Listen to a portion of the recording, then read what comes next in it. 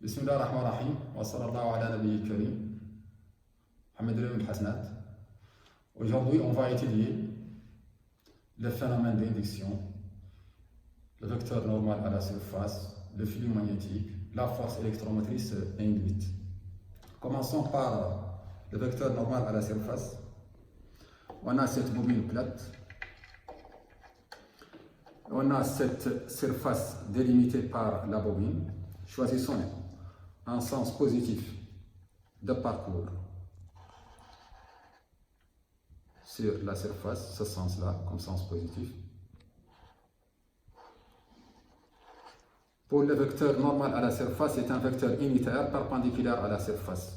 Pour déterminer son sens, mettons la main droite sur la bobine pour l'entourer dans le sens positif. Pour l'entourer dans le sens positif, notre pouce indique le vecteur normal à la surface. Avec une vue de dessus, ce vecteur sera un vecteur sortant, N.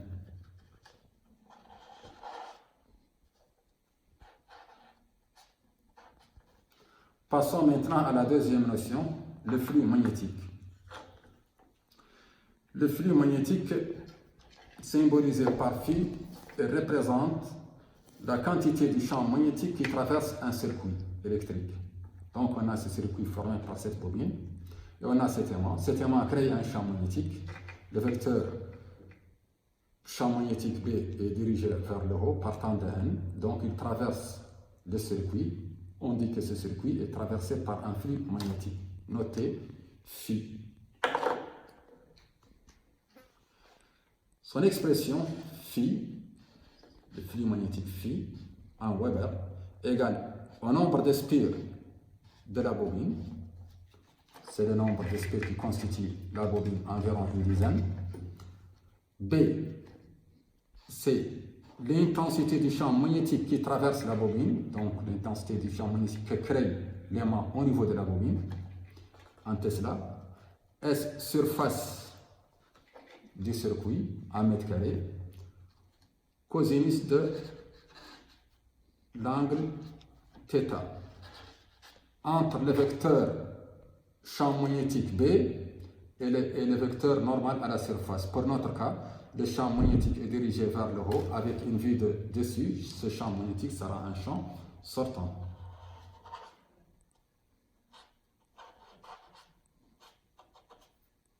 Puisque les deux vecteurs sont de même sens, l'angle est nul, son cosinus est égal à 1.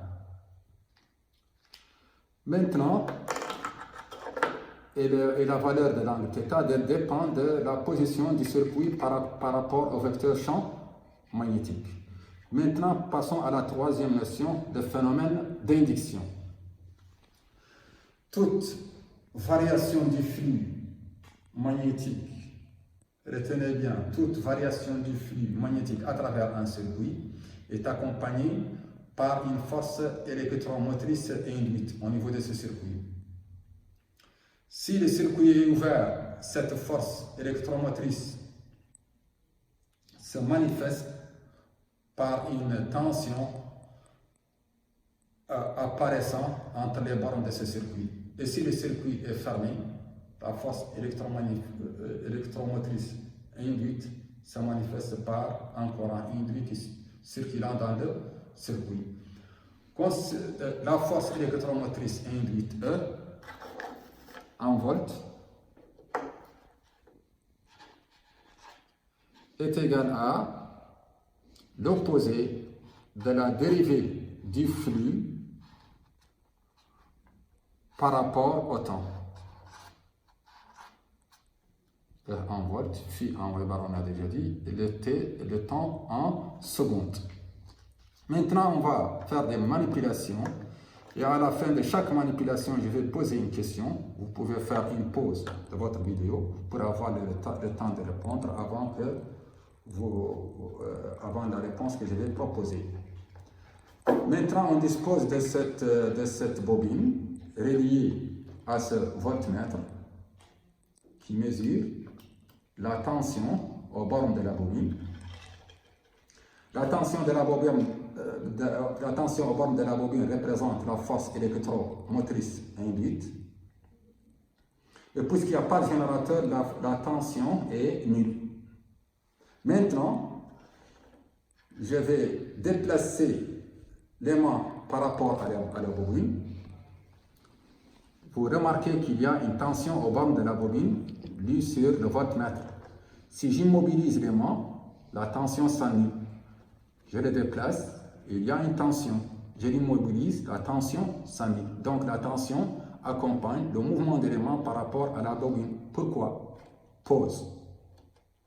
La réponse, si j'approche l'aimant de la bobine, le champ qu'il crée au niveau de la bobine, l'intensité de ce champ augmente, donc la valeur du champ magnétique B augmente, ce qui augmente la variation du flux. Un flux variable, donc le flux est variable, sa dérivée est différente des autres, donc il y a une force électromotrice qui apparaît au niveau du voltmètre. En immobilisant l'aimant par rapport à la bobine, il y a un flux qui traverse la bobine, mais c'est un flux constant parce que le champ magnétique est constant. Le flux constant, sa dérivée est nulle, c'est pour cela, en immobilisant l'aimant par rapport à la bobine, la force électromotrice était nulle. Passons à la deuxième manipulation. Je vais déposer le circuit de cette façon-là et je vais déplacer l'aimant par rapport au circuit. On remarque qu'avec ce déplacement-là, la force électromotrice est toujours nulle. Pourquoi? Pause. La réponse, dans cette position, le vecteur normal à la surface est perpendiculaire à la surface, donc il est horizontal, et le vecteur champ magnétique partant d'N, donc il est vertical. Les deux vecteurs, l'angle entre les deux vecteurs est un angle droit, son cosinus égale à 0, donc le flux est nul, et la dérivée du flux par rapport au temps est nulle, donc la force électromotrice est nulle, quelle que soit la position d'élément par rapport à la bobine. Troisième manipulation. Maintenant, je vais faire tourner l'aimant par rapport à la bobine. On remarque qu'il y a une force électromotrice avec cette rotation. Si je l'immobilise, la force électromotrice s'annule. Pourquoi? Pause. La réponse, le vecteur normal à la surface, on a déjà dit qu'il est vertical dirigé vers le haut et il reste toujours dans cette position parce qu'on n'a pas touché au circuit. Mais le vecteur champ magnétique partant du nord, donc c'est un vecteur matérialisé par le marqueur, avec la rotation, le vecteur normal, le vecteur champ magnétique, la normale est toujours vers le haut, l'angle entre le vecteur vertical qui est N et B et le vecteur champ magnétique, c'est un angle variable avec la rotation de l'aimant. C'est pour cela la variation de l'angle entraîne une variation du flux, ce qui entraîne l'apparition d'une force électromotrice induite. La quatrième manipulation est la dernière. Maintenant, je vais déposer l'aimant et je vais déformer le circuit. Vous remarquez qu'avec la déformation du circuit, il y a une force électromotrice induite. Pourquoi? Pause.